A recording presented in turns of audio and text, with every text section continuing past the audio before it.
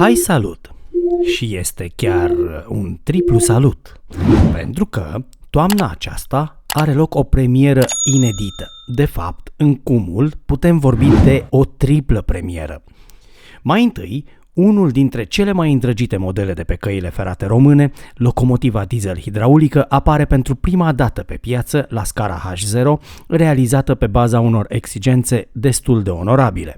Dar asta nu este tot, pentru că, tot pentru prima dată, un model lansat în premieră pentru piața românească va fi în fapt consacrat de doi producători autohtoni. Așa ceva nu s-a mai întâmplat și ne dă prilejul începerii unei serii de prezentări care, împreună cu produsele însele, ar trebui să satisfacă nevoia de evaluare, de colecție și de calitate a colecționarilor români. În al treilea rând, un producător propune detaliere și finețe prin tehnologie 3D pentru modelul său, în timp ce al doilea producător propune în premieră pentru România primul model cu carcasă metalică. Așa cum spuneam, un triplu salut! Este demn de menționat că fabricarea modelului prezentat azi este 100% autohtonă, în timp ce celălalt model va fi realizat în colaborare cu Albert Models. Așadar, salut LDH, produs de Train Zone Timișoara. Hai, curaj să vedem ce ai de oferit în toată splendoarea ta!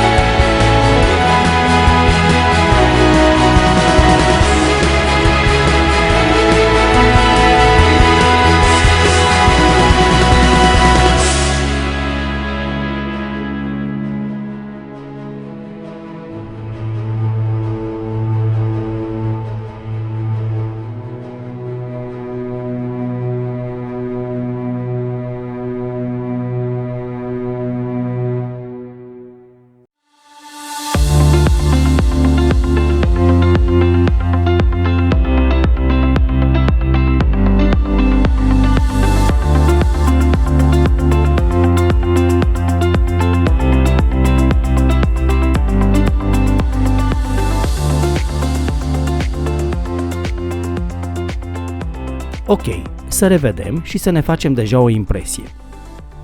Se spune că o imagine face cât 1000 de cuvinte, de aceea am lăsat mai întâi imaginile să vorbească, iar noi ne-am rezervat, nu promitem, maximum 200 de cuvinte.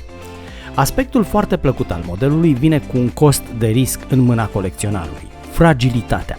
Fragilitatea este un element însoțitor extrem de periculos al acestui model, care clar indică o anume finețe a manufacturii și pe care am mai întâlnit-o la unele modele de la Brava, foarte scumpe de obicei, unde elementele de mare finețe aproape că se desprindeau sau se rupeau doar când te uitai la ele. Probabil că dantelăria în modelism vine cu un preț aferent. Oricum, fabricantul anunță, și asta este iarăși o altă premieră a acestui concept, și anume faptul că colecționarii vor putea deține modelul având ca proveniență de produs final kit pentru montat, machetă statică de vitrină gata asamblată, modelul analog, model digitalizat cu lumini și capabilitate de adăugare modul de sunet. Ce ne-am putea dori mai mult?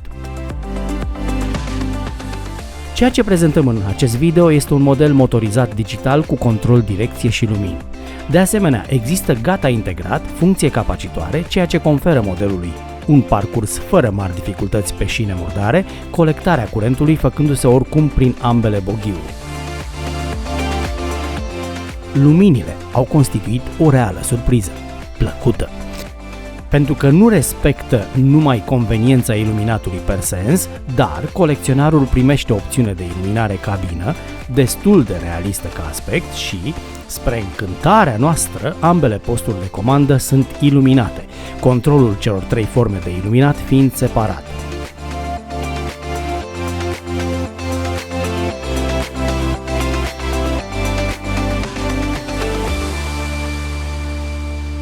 Detaliile iluminatului cabinei, dar mai ales al posturilor de comandă, prezintă o intenție, i-am spune, agresiv calitativă a fabricantului, care parcă furibund își dorește ca acest model să includă tot ce este posibil a include la această scară H0.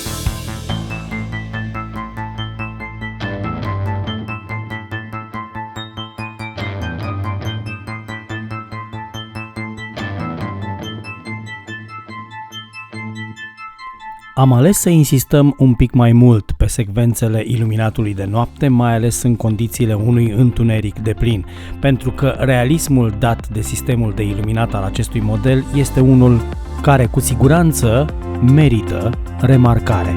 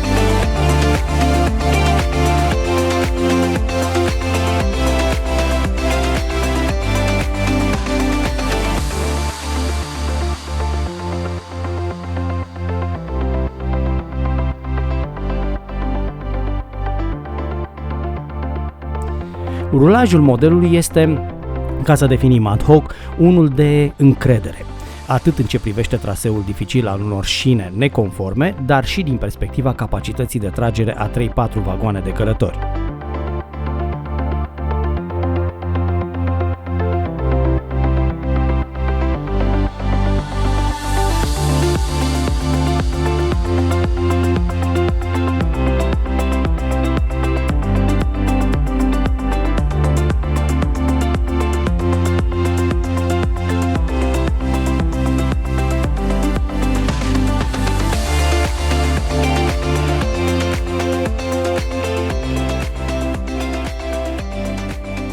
Modelul filmat a împrumutat boghiurile de la Pico, întrucât cele proiectate conform cu originalul nu au putut fi încă montate din cauza crizei de roți și a comenzii acestora mult întârziată de către fabricantul roților.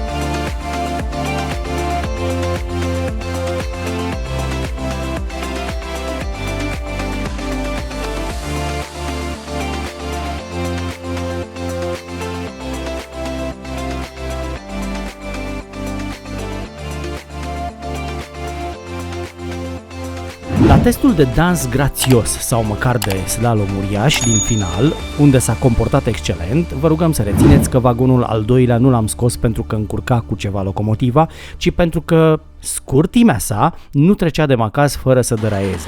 Altfel, locomotiva nici măcar nu se sinchisea de prezența sa ca element de greutate ori rulaj. Nu este incapacitate de rulare, ci peronul foarte prost amplasat, care ridică modelul de pe una din șine.